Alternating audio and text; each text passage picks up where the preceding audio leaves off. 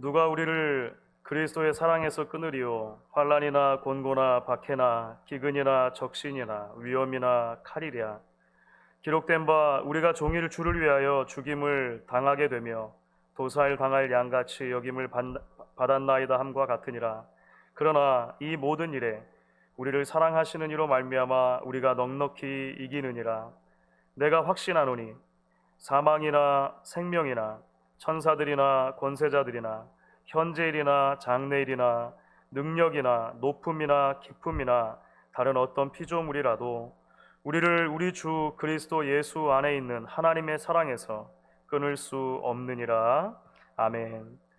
하나님, 오늘 저녁에도 하나님을 사랑하며 하나님의 사랑을 받는 주의 백성들이 우리의 있는 자리에서 머리를 숙여 하나님을 예배하며 우리의 소리를 높여 하나님을 찬양할 수 있도록 은혜 주신 것을 감사합니다.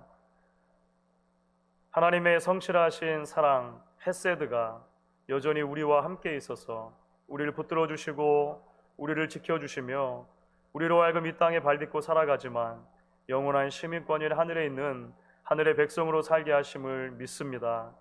오늘 저녁에도 그 영원한 소망 가운데 하나님께 나온 주의 백성들을 긍휼히 여겨주셔서 우리의 마음과 생각을 온전히 주님께 붙들어 매주시기를 원하고 말씀 가운데 찾아오셔서 우리를 위로해 주시며 도전하시고 다시 세워주시는 하나님의 그 풍성함 안으로 우리 모두가 함께 들어갈 수 있도록 주님 인도하여 주시옵소서. 이 저녁 모든 시간을 하나님께 의탁드리며 감사드리고 예수님의 이름으로 기도했습니다. 아멘.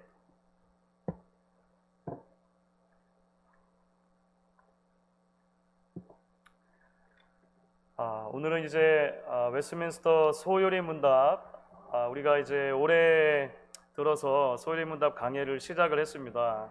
첫 번째 시즌으로 하나님과 나라고 하는 큰 주제를 가지고 지금 11주에 걸친 강의를 하고 있고요.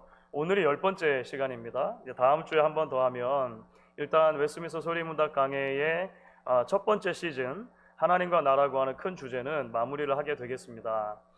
하나님과 나라고 주제를 잡은 이유는 칼빈이 이야기했던 것처럼 우리 인간에게는 굉장히 중요한 지식이 두 가지가 있는데 하나는 하나님을 아는 지식이고 다른 하나는 나를 아는 지식이다 라고 이야기를 했는데요. 특별히 웨스트민스터 소요리 문답의 그 전반부에 등장하는 중요한 몇 개 질문들이 바로 이 부분에 대해서 우리에게 답을 해주고 있기 때문에 우리가 특별히 이번에 큰 주제는 하나님과 나라고 하는 주제를 가지고 살펴보고 있습니다. 특별히 하나님께서 어떻게 그 섭리 가운데, 그 작전 가운데 이 세계를 창조하시고 사람을 창조하시고 또 그 사람과 특별한 관계를 맺으셨는가라고 하는 이야기들을 지난 몇 주 동안 쭉 살펴보았고요. 그 가운데서 이제 죄라고 하는 문제에 조금 더 집중을 해서 우리가 몇 주를 같이 살펴보고 있는 것입니다. 오늘은 10번째 강의로 타락의 결과는 무엇인가요? 라고 하는 제목을 가지고 같이 말씀을 나눠보려고 합니다.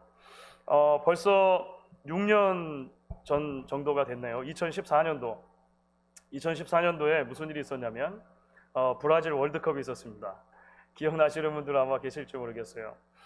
월드컵은 이제 그 16강에 들어가려면 그 조별 예선 경기를 치르지 않습니까? 그 조별 예선 경기의 성적을 가지고 16강에 들어가느냐 안 들어가느냐. 그래서 일단 본 경기에 출전한 많은 나라들은 이 16강에 들어가기 위해서 그 조별 예선을 치를 때 아주 치열한 각축을 벌이게 됩니다. 한국에 속해 있는 조가 이제 2014년도 그 브라질 월드컵 때 한국에 속해 있는 조가 그런 조별 예선을 막 치르고 있었어요. 그랬는데 16강에 들어가기 위해서 대단히 중요한 경기, 아프리카의 알제리라고 하는 국가하고 이제 그 경기를 하게 된 겁니다. 조별 예선. 이 경기를 잘 치러야 사실 16강에 들어갈 수 있었어요. 너무너무 중요한 경기였는데 happen to be 공교롭게도 주일날 오후에 경기를 했습니다. 그래서 우리 성도님들 중에 기억나시는 분들 계실 텐데요. 2014년도 그 대한민국과 알제리 경기를 저희가 본당에서 일단 오전 예배를 잘 드리고 나서 친교를 하고 오후에 소예배실에서 함께 모여서 봤습니다. 그 프로젝트로 막 쏘고 해가지고요. 보실 수 있는 분들은 교회에서 같이 본 거예요. 응원하는 마음을 가지고 봤죠. 여러분 혹시 결과를 기억하시는지 모르겠는데요. 대패했습니다.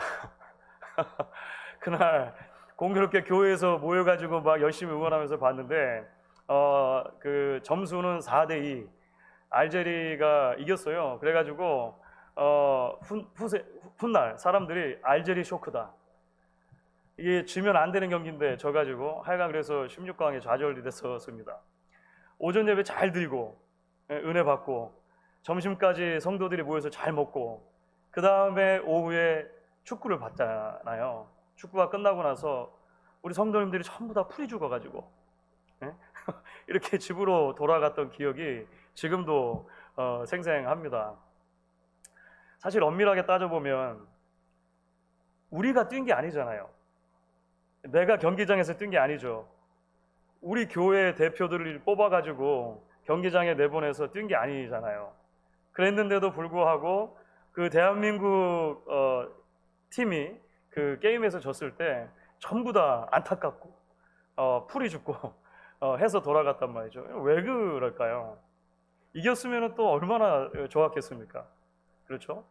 이것이 바로 그 국가 대표가 가지고 있는 나라를 대표하는 대표로서의 성격인 거죠. 대표하는 팀, 그들이 한국을 대표하기 때문에, 우리를 대표한다고 생각하기 때문에, 우리를 대신해서 띄워준 거라고 생각하기 때문에 그들이 졌을 때 안타깝고 그들이 이겼을 때 우리가 기뻐할 수 있는 것이죠. 우리가 지난주에 특별히 아담의 타락, 그리고 그 아담의 타락이 자기 혼자만에 국한된 영향을 끼치는 것이 아니라 온 인류에게 사실은 영향을 미쳤다라고 하는 대목을 살펴보면서 아담의 대표성이라고 하는 개념으로 설명을 했습니다. 하나님께서 아담을 창조하셨을 때 그 아담은 이 세상에 존재하는 유일한 사람으로 만든 것이 아니라 첫 사람으로 만드신 것이다. 그 이후에 따라오는 모든 후세의 대표로 세우셨다라고 하는 굉장히 중요한 원리를 가지고 이야기를 했죠. 그래서 아담이 타락했을 때, 아담이 범죄했을 때 그것은 아담 혼자만의 문제가 아니라 온 인류에게 끼치는 영향이 있었다라고 이야기를 했습니다. 지난주에 그래서 원죄라고 하는 개념을 잠깐 이야기를 했던 것이죠. 그러면서 지난주에 우리가 함께 나누었던 문제 가운데 그 두 번째 문제가 있었는데요. 17번 문제였습니다. 그 17번은 이렇게 묻고 답을 했어요. 이 타락이 인류를 어떤 상태로 이끌었는가? 라고 문제를 물었고 답은 타락은 인류를 죄와 비참한 상태로 이끌었다. 이렇게 설명을 했었거든요. 오늘 우리가 이제 조금 더 집중해서 살펴보려고 하는 것은 아담의 타락이 온 인류를 죄된 상태 그리고 비참한 상태로 이끌었다고 했는데 이 죄됨은 무엇이고 비참한 상태는 무엇인가 라고 하는 것을 조금 더 설명하는 것입니다. 이 두 개를 조금 더 오늘은 이야기하려고 하고요. 그것을 이제 소율이 문답의 18번과 19번 문제와 답이 다루고 있는 내용입니다. 그래서 오늘은 이 두 가지 문답을 중심으로 해서 조금 설명을 해보려고 합니다. 오늘도 우리가 문답을 한번 읽어보도록 할 텐데요. 여러분들 받으신 교재를 가지고 먼저 18번 제가 읽겠습니다. 인간이 타락한 상태의 죄성은 어디에 있는가? 같이 답을 읽겠습니다. 인간이 타락한 상태의 죄성은 아담이 범한 첫 죄의 죄책, 본래적 의의 결여, 그리고 인간 모든 본성의 오염인데 이것을 보통 원죄라 부르며 아울러 그 원죄로부터 나오는 모든 자범죄에 있다. 좀 말이 어렵죠. 설명을 일단 좀 하겠습니다. 자, 19번입니다. 인간이 타락한 상태의 비참함이란 무엇인가? 답을 읽겠습니다. 모든 인류는 타락으로 인해 하나님과 교제를 상실하고 그의 진노와 저주 아래 놓이게 되었으며 그리하여 현세의 모든 비참함과 죽음 그리고 영원한 지옥의 고통을 당하게 되었다. 지난주에도 잠깐 타락의 그 결과에 대해서 설명을 했습니다만 오늘은 이제 그 아담의 타락, 아담의 범죄가 가져온 그 죄의 결과를 조금 더 구체적으로 보는 것입니다. 특별히 그것을 두 가지로 살펴보는데 인간이 가지고 있는 죄성, 인간이 죄인으로 이 땅에 태어난다라고 하는 것이 도대체 무엇을 의미하는가 라고 하는 것을 조금 더 살펴보게 될 것이고요. 그렇게 죄성을 가지고 태어난 인간에게 어떤 운명이 이제 오게 되는가, 그의 비참한 상태에 대해서 좀 살펴보는 것입니다. 주제가 전체적으로 좀 무겁죠. 지금까지 우리가 죄라고 하는 것을 몇 주에 걸쳐 살펴보고 있는데 이 주제 자체가 좀 무거운데, 오늘은 이제 이 죄에 대한 주제로 마지막을 살펴보는 건데요, 훨씬 더 무거운 것 같아요. 아주 구체적인 측면들을 이야기하기 때문에 그러는데요, 우리가 조금 살펴보면서 하나님께서 우리를 어느 방향으로 인도해 주시는지 같이 은혜를 나누면 좋겠습니다. 먼저 18번에 대해서 설명을 하면 이렇게 이야기를 할 수 있을 것 같습니다. 타락 이후에 모든 인간이 죄인으로 태어난다고 하는데, 그 죄인으로 태어난다고 했을 때 그 죄는 어떻게 정의할 수 있는가? 두 가지로 크게 정의할 수 있다는 것입니다. 인간이 왜 죄인인가? 그것을 바로 18번 문제에서 하나는 원죄라고 하는 개념으로 설명하고, 아담으로부터 물려받은 죄라고 하는 개념으로 설명하고, 두 번째는 자연스러운 결과인데요, 그 원죄의 결과 때문에 우리가 스스로 짓는 죄가 있다는 것입니다. 요즘 어려운 말로 자범죄 이렇게 말한 것입니다. 원죄는 original sin이고, 자범죄는 그냥 그 actual transgression이라고 원래 그 영어로 되어져 있는 그 본문에는 그렇게 되어 있습니다. actual transgression, 우리가 실제로 짓는 그 죄과들을 말하는 것이다, 이렇게 설명하죠. 먼저 원죄에 대해서 이야기를 좀 해보도록 하겠습니다.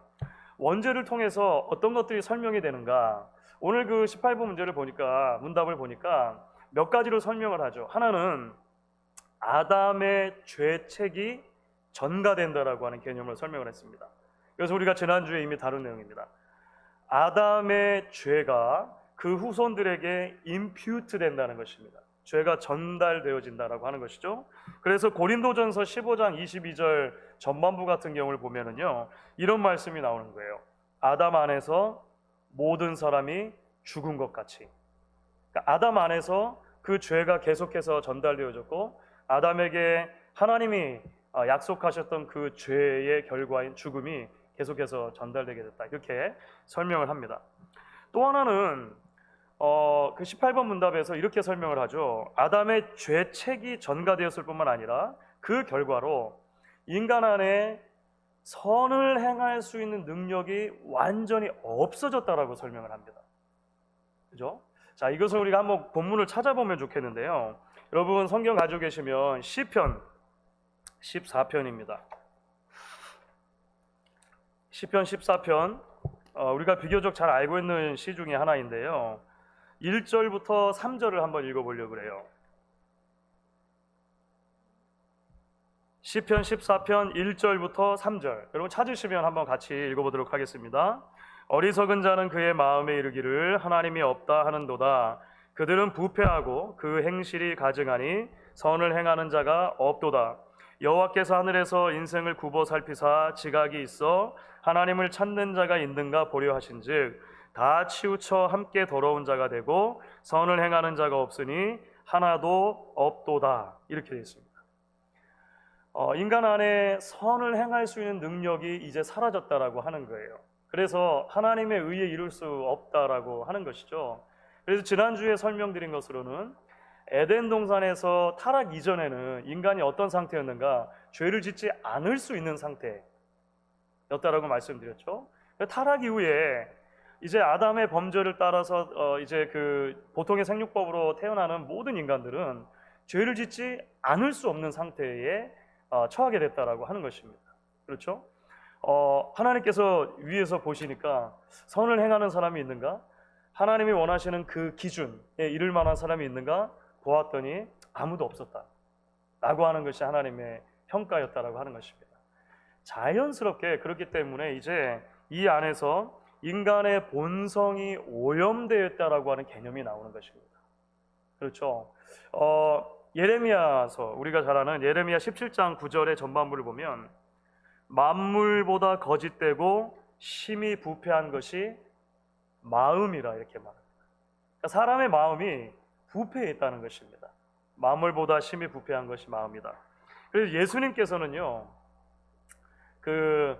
왜 제자들이 씻지 않은 손으로 뭐 음식을 먹고 막 이렇게 하니까 그 바리새인들이 그 지적을 하잖아요. 왜 율법을 따라서 씻고 먹어야지 씻지 않은 손으로 그냥 막 먹는가? 이것은 오늘날 코비드 19 사태가 좀 다른 것입니다. 지금은 바이러스 때문에 저희가 뭐 어떻게든 손을 열심히 쓰시려고 합니다만 예수님 당시의 병역은 이게 율법이 배경인 거예요. 그렇죠? 그래서 정결한 것과 정결하지 않은 것, 하나님께 드려질 것과 드려지지 않을 것, 이런 것들을 이제 율법을 통해서 구분을 했거든요. 예수님이 이렇게 말하는 유대인들에게, 종교 지도자들에게 뭐라고 이야기를 하냐면, 사람의 입으로 들어가는 것이 사람을 더럽게 하는 것이 아니라 사람 안에서 나오는 것이 사람을 더럽게 하는 것이다 라고 말씀하신 대목이 있어요. 자, 그렇게 설명하면서 뭐라고 말씀하시냐면 마태복음 15장 19절이거든요.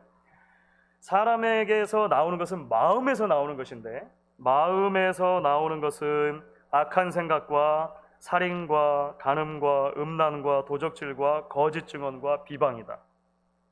예수님께서 몇 가지를 지목해서 이야기하시는 거죠. 구약의 예레미야 선지자가 이야기한 것처럼 만물보다 부패한 것이 마음이기 때문에 마음에서 나오는 것이 사람을 죄인 되게 한다는 것입니다. 더럽게 한다는 거죠. 이 더럽다는 것은 하나님 앞에 설 수 있느냐 없느냐의 문제라고 말씀드렸잖아요. 손을 씻으면 하나님 앞에 설 수 있다라고 유대인들은 생각했다는 거예요. 종교 지도자들은. 그런데 예수님은 아니다는 것입니다. 아니다는 거예요. 이미 사람의 마음이 부패했기 때문에 이 마음의 문제가 해결되지 않고서는 하나님 앞에 설 수 있는 사람이 아무도 없다라고 예수님은 설명을 하시는 것이죠. 동양의 그 오랜 철학적인 전통에서도 여러분 그 사람의 본성론에 대해서 그 많은 디베이트가 있었습니다. 우리가 흔히 알고 있는 것이 뭐냐면 소위 말하는 성선설과 성악설입니다. 그런 거 들어보셨죠? 사람이 본래적으로 착하게 태어나느냐, 사람이 본래적으로 악하게 태어나느냐, 이런 얘기가 동양 철학에도 계속 있었거든요. 사람이 본래적으로 착하게 태어난다라고 주장했던 대표적인 사람이 맹자입니다. 맹자가 성선설의 그 가장 아마 그 영향력 있는 사람 중에 하나일 거예요. 왜 사람이 착하게 태어난다고 생각했는가? 몇 가지를 드는데요. 그 중에서 이런 게 있습니다. 만약에 어린아이가 갓난아기가 아장아장 걸어다니는 게 얼마나 이쁩니까? 그런데 아장아장 걸어다니는 갓난아기가 우물가로 가는 거예요. 우물가로. 그래서 가만히 놔두면 우물가에 빠질 것 같은 거예요.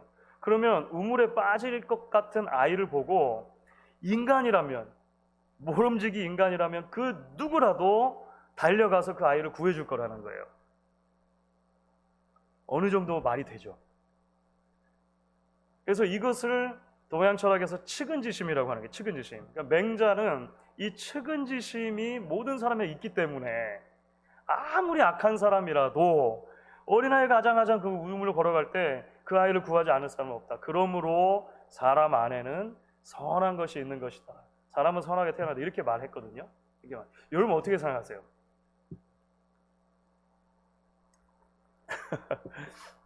사실 사람 안에 있는 측은지심은 하나님의 형상으로 지음받은 사람 안에 있는 아주 작은 선의 조각일 수 있다고 생각합니다. 그러니까 하나님의 형상이 죄로 인해서 무너지지만 완전히 다 파괴되지는 않습니다. 형상이 있어요. 하지만 많이 왜곡되는 것이죠. 그래서 때로는 사람들 안에서 반짝반짝 선한 것처럼 보이는 것들이 나올 때가 있습니다. 정의로운 생각들인 것처럼 보이는 것들이 나올 때가 있다라고 하는 거예요. 이런 것들은 진리의 조각이죠. 진리의 파편이죠. 하나님의 성품의 작은 조각들이라고 하는 것입니다. 하지만 성경은 뭐라고 말하냐면 이 진리의 작은 조각들, 하나님을 닮은 성품의 작은 파편들이 모여서 과연 하나님이 원하시는 그 의의 기준에 이를 수 있는가를 묻는 거예요. 성경은 그럴 수 없다라고 말하는 것입니다. 왜냐하면 인간 안에 있는 깊이 내재되어 있는 죄의 성이 그것보다 훨씬 크기 때문에 그렇습니다. 죄를 향해서 가는 그 사람 마음의 본성이 훨씬 크다라고 하는 거예요. 그래서 자연스럽게 인간 안에 있는 이제 이 원죄, 하는 개념. 말씀드렸던 것처럼 아담의 죄책이 이제 전달되는 것이고요.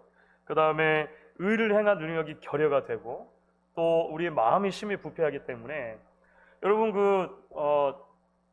여러 가지 어려운 상황이지만 여전히 텃밭을 가꾸시는 분들 계실 거예요. 그렇죠.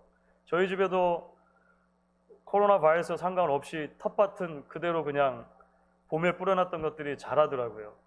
그런데 여러분 봄에 고추를 심으면 고추가 나오는 거예요. 오이를 심으면 오이가 나오는 거예요. 가지를 심으면 가지가 나오는 거예요. 그렇죠.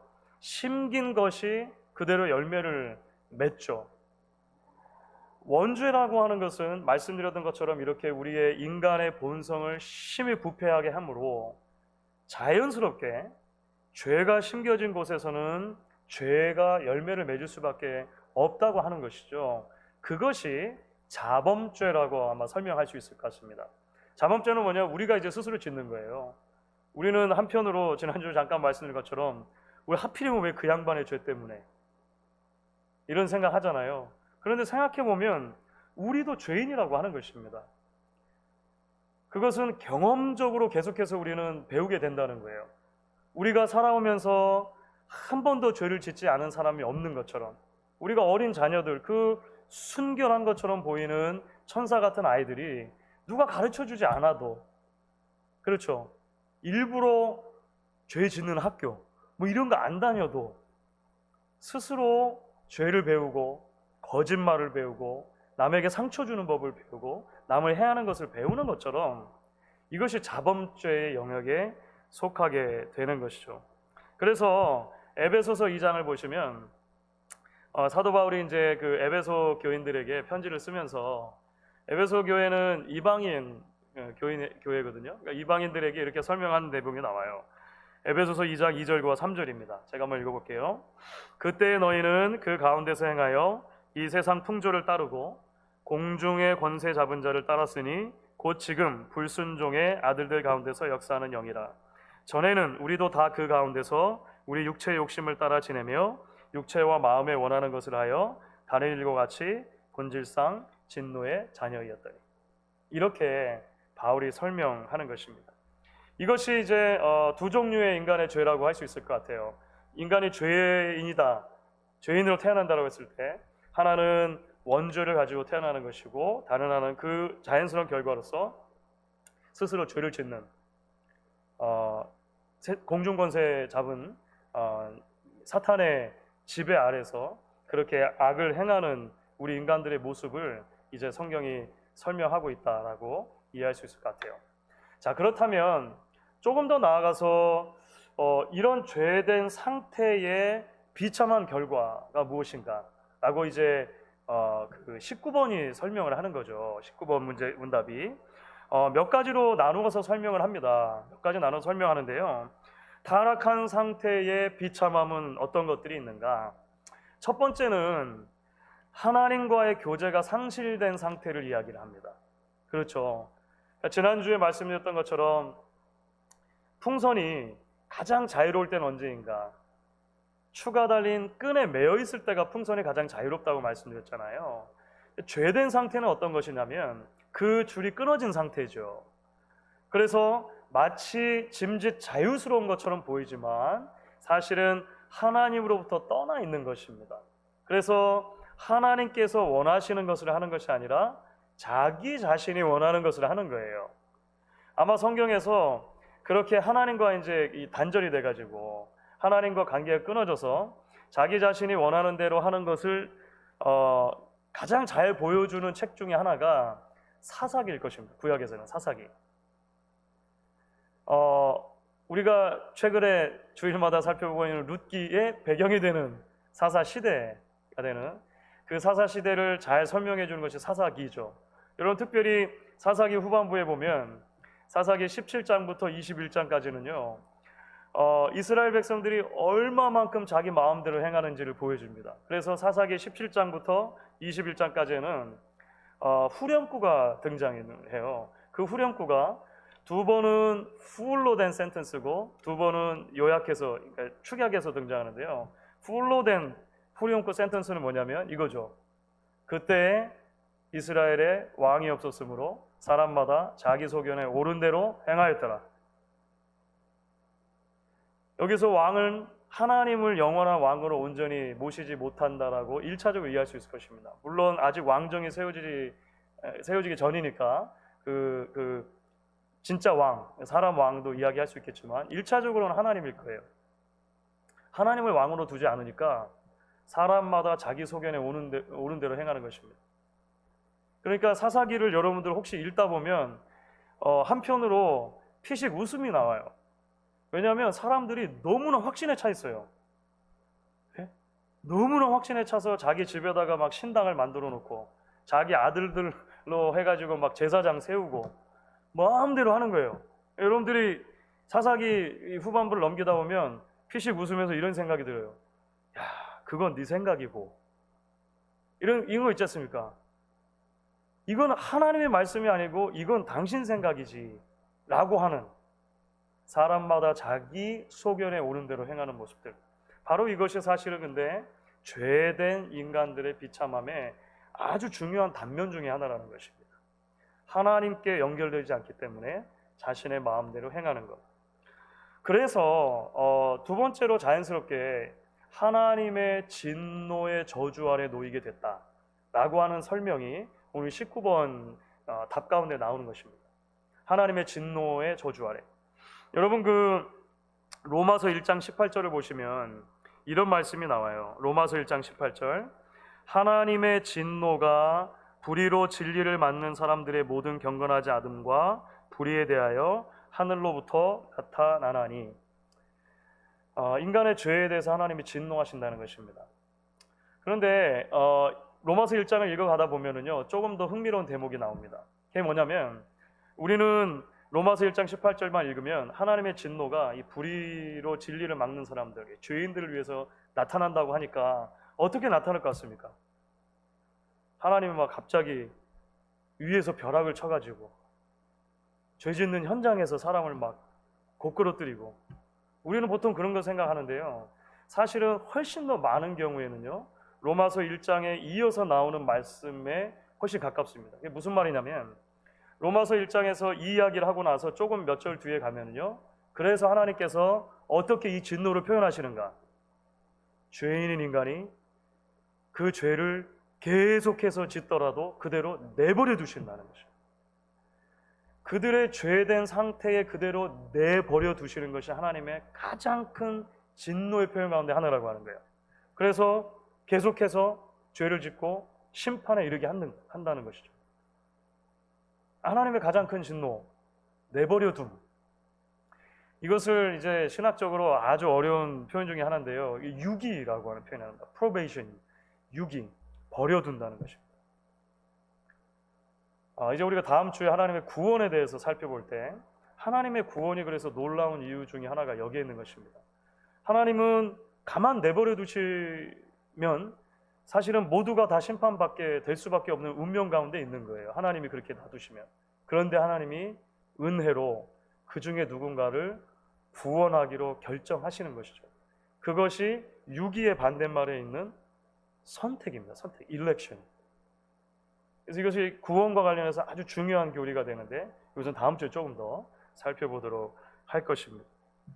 그래서 타락 상태의 비참함이 첫 번째는 하나님과의 교제가 상실돼 끊어진 상태다. 마음대로 행하는 것이죠. 그래서 하나님의 진노의 저주 아래 있게 되는 것이죠. 자, 또 하나 나가게 되면은요, 현세의 모든 비참과 죽음 자체가 바로 이 죄의 비참함의 결과다라고 설명을 합니다. 에스겔서 5장 7절을 보면 이런 말씀이 나옵니다. 내가 기근과 사나운 짐승을 너희에게 보내 외롭게 하고 너희 가운데에 전염병과 살육이 일어나게 하고 또 칼이 너희에게 임하게 하리라. 나 여호와의 말이니라. 이런 게 무슨 말일까요? 물론 말씀드렸던 것처럼 하나님께서 인간이 죄를 지었을 때 가장 크게 진노하시는 방편은 내버려 두는 것이라고 말씀을 드렸습니다. 에스겔서를 보면 하나님께서 조금 더 적극적으로 심판하시는 것처럼 보여요. 그런데 사실 이것을 가만 놓고 생각해 보면요, 하나님께서 적극적으로 이 땅 가운데 악이 계속 일어나도 죄된 인간들을 그 상태대로 내버려 두심으로 인간들 사이에 죄의 결과가 계속해서 일어나도록 놔두신다라고 하는 의미로 이해할 수가 있습니다. 자, 이렇게 생각하시면 될 것 같아요. 여러분, 우리가 소위 말하는 인재라고 하는 많은 일들이 지금도 일어납니다. 바로 어저께 있었던 일 중에 하나죠. 여러분, 어제 지구 저쪽 반대편에 레바논의 베이루트라고 하는 항구 도시 수도이죠. 큰 폭발이 일어났죠. 처음에는 정말 무슨 핵폭탄이 터진 것 같이 이제 그 실시간 그러니까 그 현장에서 누가 이렇게 찍어서 올린 비디오 클립들이 많이 있으니까 깜짝 놀랐습니다. 저희 아들이 사실 먼저 보고 보여줬는데요. 보신 분들도 계실 거예요. 정확한 원인에 대해서는 아직도 지금 조사 중인 것으로 파악이 됩니다만 100명 이상이 죽고 또 실종된 사람들이 많기 때문에 여전히 그 사망자가 더 많아질 것으로 생각이 되죠. 4,000명 정도가 부상을 당했고 수많은 그 집들이 그 무너져서 지금 이재민들이 생겨나게 된 것이죠. 그런데 일단 뭐 여러 가지 이유를 놓고 봐서 그 창고 안에 뭐가 들어 있었냐면 사실 폭발하기 쉬운 물질이 들어 있었던 거예요. 그 뉴스는 보셨죠? 그 질산 암모니아가 있었지 않습니까? 그래서 이것이 쉽게 발화가 될 수 있는데 잘 관리를 못한 것이죠. 내버려 둔 거예요, 사람들이. 그래서 이것이 어느 시점이 돼가지고 발화가 된 것처럼 일단은 보인다라고 하는 것입니다. 사람들이 만들어내는 수많은 재난들이, 수많은 전쟁의 이야기들이 지금도 여전히 우리에게 오는 것이죠. 왜냐하면 우리가 죄인이고 우리의 죄들이 만들어내는 수많은 때로는 부주의함과 때로는 보다 적극적인 의미에서의 그 대적적인 행위들이 그 죄의 결과들로 나타나는 것입니다. 최근에 들어서 이제 그 미국에서도 그렇고 굉장히 많이 이야기되는 것 중에 하나가 기후 문제입니다. 그렇죠? 기후와 관련된 문제가 요 최근에 아주 많이 일어나는데 기후의 위기를 그 조장하는 것은 무엇인가? 사람이 만들어내는 문명의 여러 방향이다라고 보통 이야기들을 하죠. 그렇죠? 그래서 우리가 경험하는 소위 말하는 나비 효과입니다. 나비 효과들이 일어나서 그런 지구 저쪽에서 이런 어떤 작은 그 자연을 훼손하는 행위들이 지구 반대편에서 어마어마한 재난으로 닥치는 경우들도 있다라고 하는 거예요. 자, 여러분 놀랍게도 그런데 사도 바울이 이 부분에 대해서 지적하는 대목이 나와요. 로마서 8장을 보면 사도 바울이 이렇게 말하는 대목이 나옵니다. 로마서 8장 22절인데요. 피조물이 다 이제까지 함께 탄식하여 함께 고통을 겪고 있는 것을 우리가 아느니라. 인간의 죄 때문에 피조 세계 자체도 그 죄의 영향 아래에 있을 수밖에 없다라고 바울이 설명을 한다는 거예요. 그것이 우리가 지금 경험하는 수많은 아픔과 어려움들의 일부가 되겠죠. 그렇죠. 그리고 마지막으로 이제 타락 상태 비참함에 대해서 영원한 지옥의 고통이 기다리고 있다. 마지막에 그 논리적인 계속 그 흐름이라고 여러분 보시면 되겠습니다. 원죄를 가지고 태어났고 자범죄를 짓고 더 이상 선을 행할 수 없으므로 수많은 죄의 비참함들을 보게 될 것이고 만약에 하나님께서 그대로 내버려 두신다면 결국은 심판을 받고 죽음에 이르는데 영원한 죽음, 지옥의 고통을 당하게 된다라고 하는 것이 이제 논리적인 흐름으로 쭉 주어지고 있다는 것입니다. 우리가 지난 한 3주에 걸쳐서 이제 그 타락, 죄 이런 주제들을 가지고 이야기를 했습니다. 저도 이제 한 3주 정도 이렇게 같이 죄에 대한 말씀을 나누고 나니까 주제가 무겁다 이런 생각을 했어요. 그러면서 문득 아주 오래전에 다른 교회에 있었을 때입니다. 전도사 시절이었던 것 같아요. 제가 전도사 시절에 한 집사님 가게를 방문했는데 그 집사님께서 제게 해주셨던 말씀이 스쳐갔습니다. 그 집사님이 책도 많이 읽으시고 이렇게 하시는 분이었는데 젊은 전도사인 저에게 그런 얘기를 하셨었어요. 전사님, 내가 생각하는 오늘날 우리 교회의 문제는, 특히 한국 교회 문제는, 교회에 가면 너무 죄 하니까 기가 죽는다. 기가 죽는다. 우리 어머니도 권사님이셨는데, 그분 집사님 말씀이세요. 우리 어머니도 권사님이셨는데 좋아하는 찬양 이렇게 말씀하시면 맨날 이 벌레 같은 나위에 이런 찬송하시고, 맨날 나는 벌레고 너무 어둡고, 교회 가면 좀 이렇게 희망의 메시지, 사랑의 메시지, 소망의 메시지 들어야 되는데 맨날 죄하고 하니까, 나는 그래서 오늘날 교회가 그거 말고, 죄 너무 많이 얘기하지 말고 사랑과 그 희망과 소망 이런 거 얘기해야 된다라고 생각한다고. 앞으로 전도사님, 목사님 되시면 그렇게 하시라고 이렇게 부탁을 하셨던 것이 지금도 기억이 나요. 지금도 기억이 나요. 물론 일면 맞는 면이 있습니다. 그렇죠? 그런데 여러분, 사실 오늘날 우리가 살고 있는 문화 가운데, 특히 이제 미국의 문화 가운데 자기 긍정의 문화라는 것이 있습니다. 자기 긍정. 그러니까 자기 자신을 있는 모습 그대로 받아들이고 사랑하자라고 하는 그런 문화들인 거예요. 내가 좀 남들보다 몸이 크면 그냥 몸이 큰 대로 나를 좋아하자는 거예요. 그래서 빅 사이즈 모델 이런 거 들어보셨죠? 옛날에는 모델이라 그러면 다 규격에 맞춰가지고 호리호리하고 이렇게 됐는데, 아니 빅 사이즈도 훨씬 많은데 그냥 있는 그대로 살자. 자기를 긍정하자는 거예요. 자기를 긍정하자. 사실은 자기를 긍정하는 게 대단히 중요하죠. 그러니까 일견 맞는 것들이 있어요. 자, 그런데 여러분, 우리가 성경이 말하는 하나님의 사랑과 하나님의 위로와 하나님의 은혜를 이해하기 위해서 반드시 먼저 선제되어야 하는 조건이 있습니다. 그것은 뭐냐면, 하나님이 사랑하신 나는 정말로 어떤 나였는가를 정확하게 알 필요가 있다라고 하는 거예요. 우리는 이렇게 찬양합니다. 있는 모습 그대로, 있는 모습 그대로. 그렇죠? 하나님이 우리를 있는 모습 그대로 사랑하세요. 맞습니다. 그런데 하나님이 우리를 있는 모습 그대로 사랑하신다라고 하는 것은 우리의 있는 모습 그대로가 너무 예뻐서가 아니라고 하는 거예요. 우리의 있는 모습 그대로가 구원받기에 너무 완벽해서, 그래서 이 사람을 구원하지 않으면 누구를 도대체 구원할까 싶을 정도로 완벽해서, 그 있는 모습 그대로를 하나님이 사랑하신 것이 아니고 철저하게 죄인이고 철저하게 망가져 있고, 자기 스스로는 요만큼이라도 하나님이 원하시는 선을 이뤄낼 수 없지만 그 죄인된 상태를 하나님이 사랑하신다는 거예요. 이것은 큰 차이가 있는 것이죠. 여러분, 하나님이 사랑하시는 나는 어떤 나입니까? 잘난 나가 아닙니다. 완벽한 나가 아니에요. 괜찮은 나가 아닙니다. 하나님이 사랑하신 나는 죄인인 나입니다.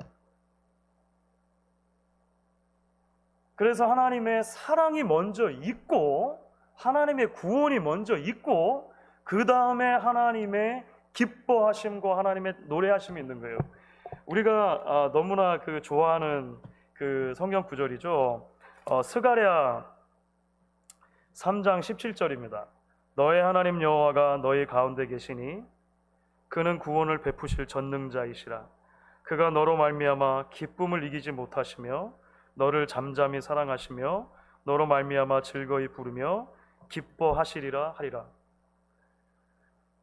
우리는 먼저 뒤에 거를 먼저 보려고 자꾸 하죠. 하나님 우리를 너무 기뻐하시는구나, 너무 사랑하시는구나, 너무 좋아하시는구나. 그런데 사실은 이 스바냐 3장 17절의 전반부는 너의 하나님 여호와가 너희 가운데 계시니 그는 구원을 베푸실 전능자시라. 여기로부터 출발하는 것입니다. 그래서 그 독일 나치치아에서 순교의 피를 흘렸던 보네퍼 목사님이 값싼 은혜라고 하는 그 이야기를 한 이유가 거기에 있습니다. 교회가 죄에 대한 심각한 이해나 가르침이 없이 너무나 성급하게 은혜를 먼저 선포하려고 하는 위험, 값싼 은혜라고 하는 것이죠. 은혜를 싸게 만들어 버린다라고 하는 것이죠. 우리가 하나님 앞에서 얼마만큼 큰 죄인이었는가라고 하는 것을 깨닫는 깊이와 넓이만큼이 우리가 하나님의 사랑의 크기와 넓이를 이해하는 정도가 될 것입니다. 그래서 우리가 지난 몇 주 동안 조금 이야기를 다뤘고요. 이야기와 더불어서 이제 다음 주에 이런 죄인들에게도 과연 희망이 있습니까?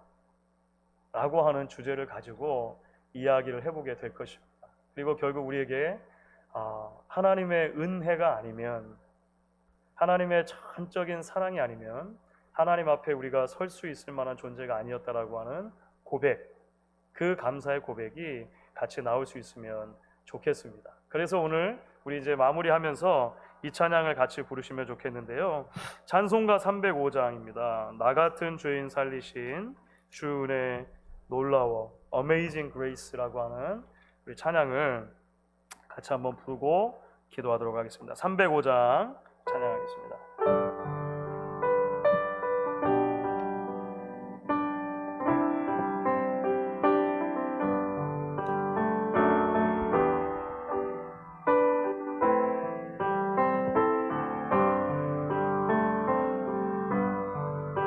나 같은 죄인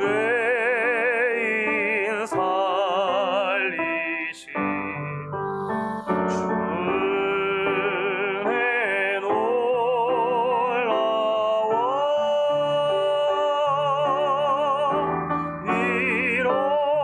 잃었던 생명 찾았고 광명을 얻었네. 큰 죄악에서 건지신 주 은혜 고마워.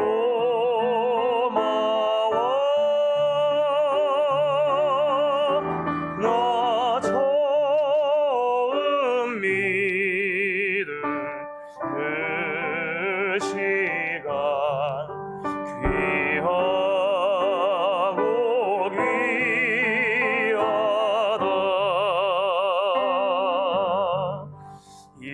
이제껏 내가 산 것도 주님의 은혜라. 또 나를 장차 온양에 인도해 주시리.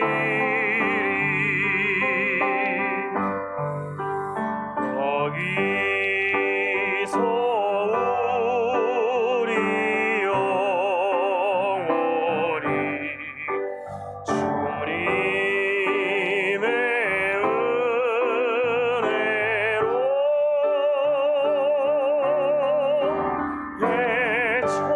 예처럼 밝게 살면서 주 찬양하리라.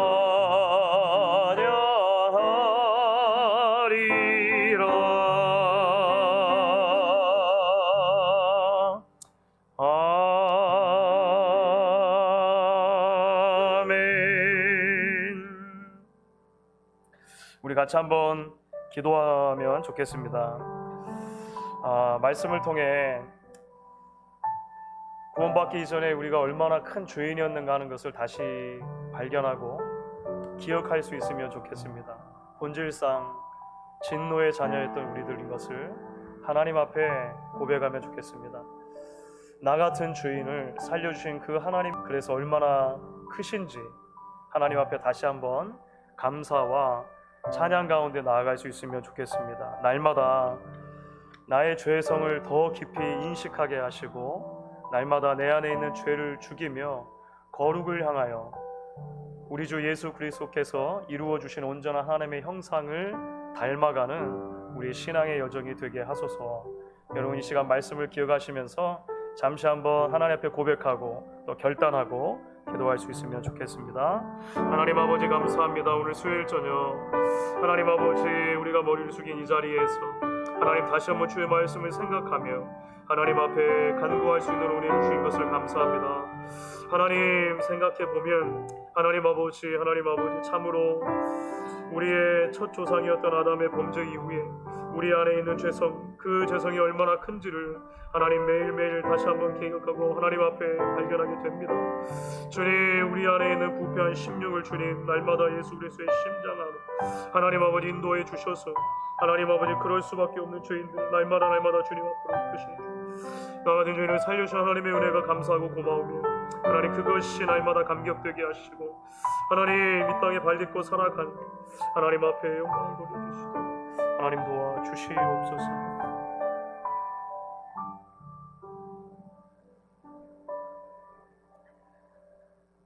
하나님, 이 몇 주간 말씀을 통하여서 우리 인간의 죄성이 얼마나 크고 얼마나 깊고 얼마나 뿌리 깊은가 하는 것을 다시 한번 보게 해주시니 감사합니다. 하나님, 우리 편에서 하나님께 나아갈 수 있는 방법이 사실은 전혀 없었고 우리 안에 있는 것들을 끌어모아서 하나님을 기쁘게 하고 하나님이 원하시는 그 온전한 의를 이루어드릴 수 없었음을 고백합니다. 주님, 우리 같은 죄인을 사랑하셔서 구원하기로 작정하시고 아들을 보내어 주심으로 그 아들의 십자가 죽음을 통해 우리를 구속하여 주셨음을 다시 한번 기억하고 감사와 찬양을 올려드립니다. 하나님, 그 가없는 사랑을 우리가 받고 살아가오니 매일매일의 삶 가운데 날마다 우리 주 예수 그리스도의 심장으로 말미암은 새로운 피가 우리 안에 흐르게 해주시고 우리가 하나님이 기뻐하시는 삶의 자리까지 나아갈 수 있도록 날마다 인도하여 주시옵소서. 하나님, 여전히 죄의 영향 아래 있는 이 무너진 세상의 여러 모습들을 우리가 바라봅니다. 하나님, 지금도 피조물들이 허무한데 굴복하며 하나님의 아들들이 나타나기를 기대하고 있다라고 바울 사도를 통해 듣습니다. 하나님, 이 세상의 법칙이 아닌 하나님 나라의 법칙을 가지고 살아가는 주의 백성들이 구름같이 일어나게 하시고 하나님 그들을 통하여 다시 한번 이 시대를 회복시키시며 하나님이 기뻐하시는 자리로 나아갈 수 있도록 하나님 우리를 도전해 주시고 우리를 사용하여 주시옵소서. 특별히 이 코로나 바이러스로 인한 어지러운 시대 속에서도 하나님 주의 백성들이 말씀 안에 서게 하시고 다시 한번 하나님의 참 복음 안에 우리의 믿음의 뿌리를 내림으로 말미암아 하나님 기뻐하시는 귀하고 복된 일들을 날마다 이루어가게 하여 주시옵소서. 하나님의 은혜와 하나님의 사랑에 다시 한번 감사드리며 예수님의 이름으로 기도했습니다. 아멘. 하늘에 계신 우리 아버지여, 이름이 거룩히 여김을 받으시오며 나라가 임하시오며 뜻이 하늘에서 이루어진 것 같이 땅에서도 이루어지이다. 오늘 우리에게 일용할 양식을 주시옵고 우리가 우리에게 죄 지은 자를 사하여 준 것 같이 우리 죄를 사하여 주시옵고 우리를 시험에 들게 하지 마시옵고 다만 악에서 구하시옵소서. 나라와 권세와 영광이 아버지께 영원히 있사옵나이다. 아멘.